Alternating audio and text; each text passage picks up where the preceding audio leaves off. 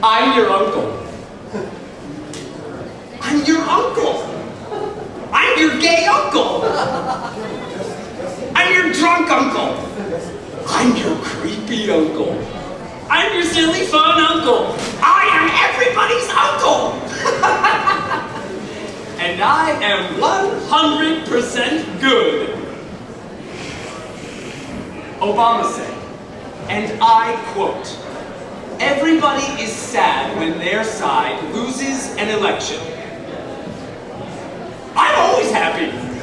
Woohoo! Yeehaw! Yeah!"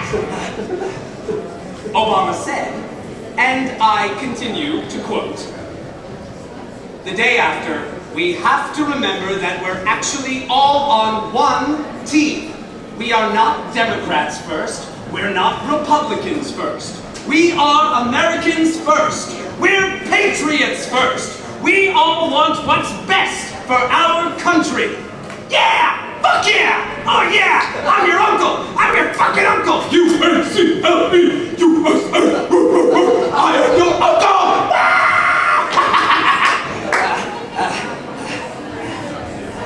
Yeah! And then Obama said, and I continue to quote, "To the young people who got into politics for the first time and may be disappointed by the results, I just want you to know that you have to stay encouraged. Don't get cynical. Yeah. Don't ever think you can't make a difference. Woo! Yeah. And stop whining. No pity party for you. No pity party. No more pity party. This is not the United States of pity party. Okay? Okay? Yes. Oh, thank you. Thank you. To quote Obama once more, Obama said, and I quote, "The path that this country has taken has never been a straight line. We zig and we zag, and sometimes we move in ways that some people think is forward, and others think is moving back, and that's okay. It's okay. It's okay. Thank you, Obama, for 8 years of yes, we can. I can too. I can. Me. I can. I'm your uncle. I'm your uncle. And I'm not going anywhere. Well, woo! Yeah. Actually, where's the exit? How the fuck do I get out of here? Where's my pizza? I was told that there was going to be pizza here. I was told I was going to get free pizza. You know, that's it. I quit. I quit. I'm going to Canada. I'm going to be Uncle Canada. No. Uncle Canuck. Yes. I like it. I could be Justin Trudeau's uncle. Ha! Yes, that's what I'll do. Yes, I can.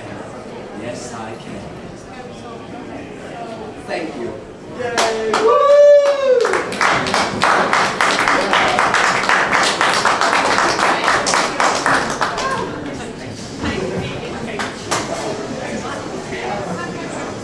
Let's hear it for Wakka Wakka. These guys, we're super fortunate to have them starting off our Barack Obama readings. They're doing a production called Made in China right now that's playing at the East 59th Street Theater. You may have read the review in the New York Times. I'm not the star. I'm just a play.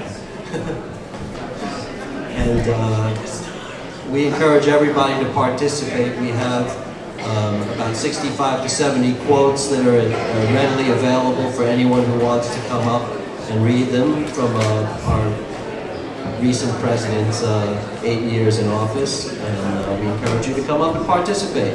We'll be doing it from 3 to 5 today, tomorrow, and Sunday. Here, here. Right here. The outside are all front. How do I get out of here? Here. Oh, this way. No. You're walking on it. Yeah. You guys, yeah.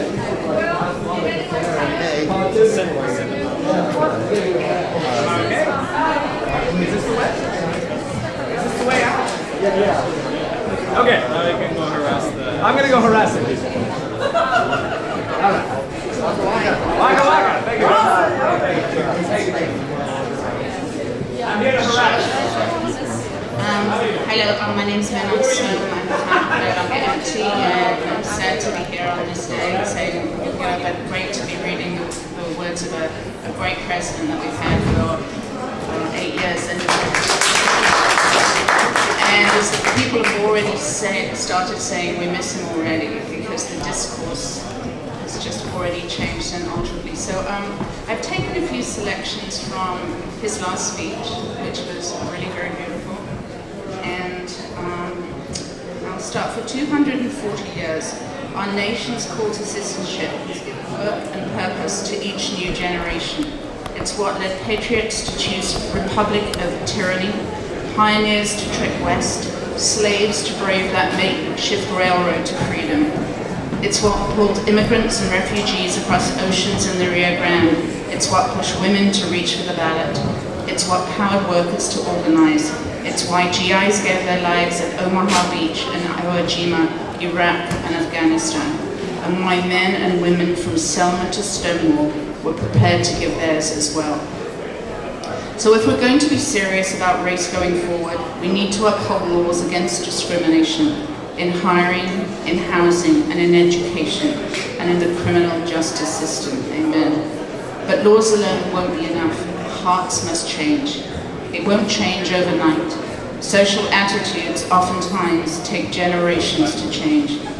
But if our democracy is to work in this increasingly diverse nation, then each one of us need to try to heed the advice of that great character in American fiction, Atticus Finch, who said, "You really never get to understand a person until you consider things from his point of view, until you climb into his skin and walk around in it." For blacks and other minority groups, it means tying our own very real struggles for justice to the challenges that a lot of people in this country face.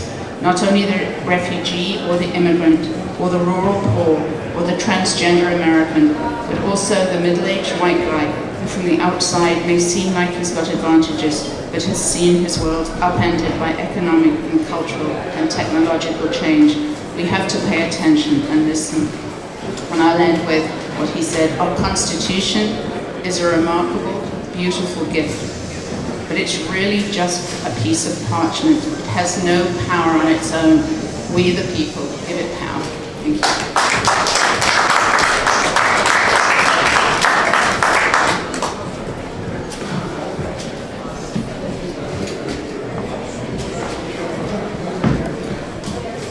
Hi, I'm Jackson, and I'm a member of the Outsider Art Fair team, but I'm also a citizen. Unlike many of you, I actually was able to watch the inauguration today, and I have to say that it was jarring to see President Obama sitting in the crowd and to see Mr. Trump actually up and speaking. So I encourage you to see it on a newscast or somewhere, because it gives us a really visceral idea of what's happening. Okay. I'm going to do a reading that is for today's reading. I'm going to do it. It's related to Newtown, so the subject matter is difficult, but it's difficult partially because of what we haven't done in this country for gun control, etc. So I'm going to read it now, and I hope that it will resonate and it will get all of us motivated to go out and do the things that need to be done to change our country. It's a two-part. The first one is a quote from the President Obama about the actual killer. And I quote, "He didn't know he was being used by God. Blinded by hatred, the killer could not see the grace surrounding Reverend Pickney and his Bible study group.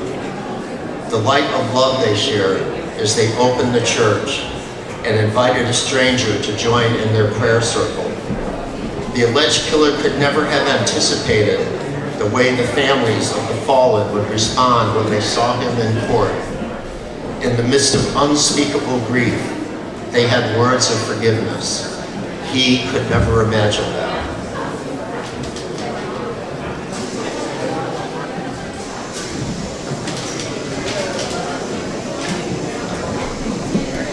too long, we've been blind to the unique mayhem that gun violence inflicts upon this nation.